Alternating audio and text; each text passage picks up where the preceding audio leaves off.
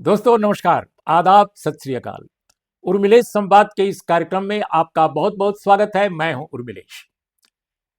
एक बहुत महत्वपूर्ण बात जो आमतौर पे जिसको नजरअंदाज किया जा रहा है कि राहुल गांधी जब भाषण कर रहे थे बजट चर्चा में शामिल होकर, उस वक्त जब सत्ता पक्ष उन पर नाराजगी जाहिर कर रहा था कि क्यों ऐसी तीखी बातें वो कर रहे हैं, वो गलत सलत बोल रहे हैं, उन पर आरोप लगा रहा था सत्ता पक्ष का हर सदस्य कि भाई आप गलत सलत बोल रहे हैं। संसदीय कार्य मंत्री किरण रिजिजू ने अचानक खड़े होकर एक बात कह दी। और बात क्या कही कि हम लोग राहुल गांधी लीडर अपोजिशन के खिलाफ प्रिविलेज मोशन लाएंगे, विशेषाधिकार हनन का प्रस्ताव लाएंगे। ये बात उन्होंने साफ शब्दों में कही, रिकॉर्ड हुई। लेकिन आश्चर्यजनक कि जगदंबिका पाल ने इस पर बहुत तवज्जो नहीं दी।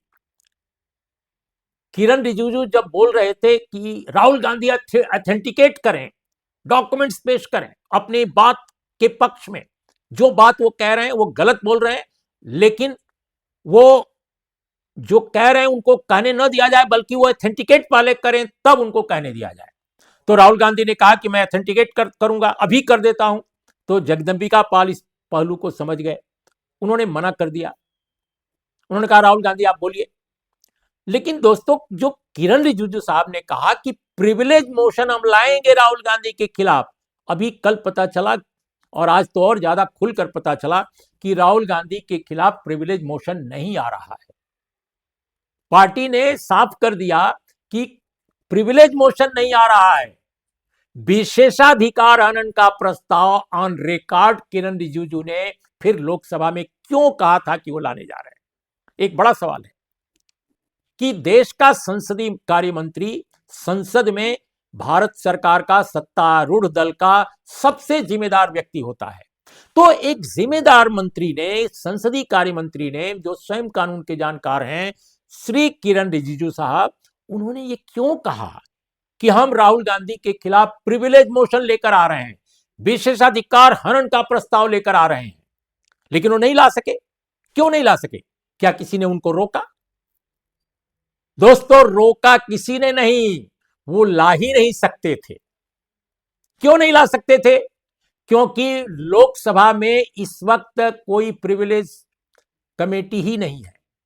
विशेषाधिकार के मामलों में छानबीन करने, उस पर फैसला करने, पड़ताल करने वाली प्रिविलेज जो कमेटी होती है प्रिविलेज मोशंस के लिए, विशेषाधिकार हनन के मामलों की पड़ताल करने के लिए, उस पर फैसला करने के लिए, दरअसल वो गठित ही नहीं हुई है प्रिविलेज कमेटी।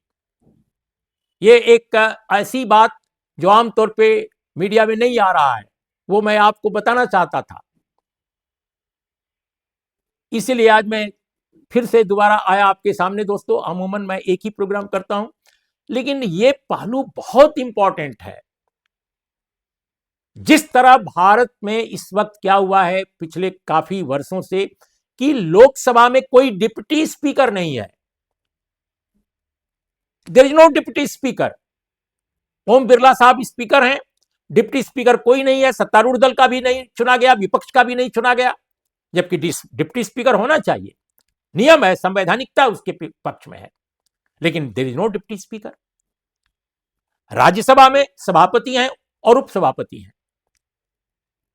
सभापति राधाकृष्णन साहब हैं, जो भारत के उपराष्ट्रपति भी हैं, और उपसभापति जो हैं श्री हरिवंश हैं। लेकिन लोकसभा में कोई उपाध्यक्ष नहीं है, कोई डिप्टी स्पीकर नहीं है। तो डिप्टी स्पीकर भी चुनने से हिचकिचाहट है इस सत्ताधारी दल को, सरकार को। और प्रिविलेज कमेटी भी नहीं बनी इस बार, और प्रिविलेज कमेटी का न बनना आश्चर्यजनक है। इसीलिए किरण रिजिजू साहब को पता नहीं ये मालूम था या भूल गए थे, दिमाग में उस समय नहीं आया कि भाई प्रिविलेज कमेटी ही जब नहीं है तो प्रिविलेज मोशन कहां जाएगा। प्रिविलेज का जो आप लाएंगे पूरा का पूरा प्रस्ताव विशेषाधिकार हनन का, वो जाएगा कहां जांच पड़ताल के लिए? असल संकट ये था। इसीलिए भारतीय जनता पार्टी के एक अन्य सदस्य के जरिए सब्सटैंटिव एक मोशन या रिजोल्यूशन की बात सामने आ जाई है। और कहा गया है कि उनको संसद की सदस्यता से हम बाहर करेंगे इस रेजोल्यूशन के जरिए पास कराकर। लेकिन दोस्तों ये बहुत कठिन है, बहुत कठिन है, क्योंकि इस तरह के मामलों में कई तरह की कमेटियां, एक कमेटी तो एक ही बनेगी लेकिन उसकी कई स्तरों पर उसकी पड़ताल होती है। पड़ताल के बाद फिर वो मामला प्राइम मिनिस्टर के पास जाता है, स्पीकर के यहां से, और फिर प्राइम मिनिस्टर जो है उसकी जांच पड़ताल अपने स्तर पर करा करके तब वो फिर भेजते हैं स्पीकर के यहां, और तब वो हाउस के अंदर आता है। इतना आसान नहीं है, सिंपल मेजॉरिटी से होता है लेकिन इतना आसान नहीं है। तो दोस्तों यही बताने के लिए, एक पत्रकार होने के नाते जिसने भारत की संसद को देखा है, समझा है, कवर किया है लंबे समय तक, मैं ये बात आपके सामने रखना चाहता था कि लोकसभा में इस वक्त कोई प्रिविलेज कमेटी नहीं है जिसका गठन हमेशा होता रहा है। इस समय कोई डिप्टी स्पीकर नहीं है। यह भी बताता है कि हमारी जो सत्ता है उसका संसदीय कार्य न सिर्फ कमजोर है बल्कि दक्षता की भी कमी है, कौशल की भी कमी है। एक से एक ताकतवर नेता है, जनता को मोबिलाइज कर लेते हैं, इसमें कोई दो राय नहीं है। लेकिन डेमोक्रेसी की जो प्रतिबद्धता है, डेमोक्रेटिक जो इंस्टीट्यूशंस हैं, जो कमेटियां हैं, उनके प्रति एक उपेक्षा भाव है। डिप्टी स्पीकर का पद आमतौर पे अमूमन विपक्ष के नेता को मिलता है। यह भी शायद आशंका होगी सत्ता पक्ष को कि अगर डिप्टी स्पीकर पर हम सदन में कोई प्रस्ताव लाएंगे, अगर हम नियुक्त करेंगे सत्ताधारी दल के आदमी को, तो शायद विपक्ष और ज्यादा हंगामा करेगा, इसलिए भी डिप्टी स्पीकर नहीं चुना गया। लेकिन प्रिविलेज कमेटी क्यों नहीं चुनी गई, ये कुछ समझ में नहीं आई बात। तो ये एक तथ्य के तौर पे मैं आपके सामने ये बात रखना चाहता था। अब आप स्वयं तय कीजिए कि किरण रिजिजू साहब संसदीय कार्य मंत्री कैसे बोल गए कि हम इसको प्रिविलेज कमेटी के सामने लाएंगे या इस पर प्रिविलेज मोशन लाएंगे, जब कमेटी ही उन्होंने अपनी सरकार से अभी तक गठित नहीं करा सके हैं। आश्चर्यजनक है। तो आज इतना ही। नमस्कार, आदाब, सत श्री अकाल।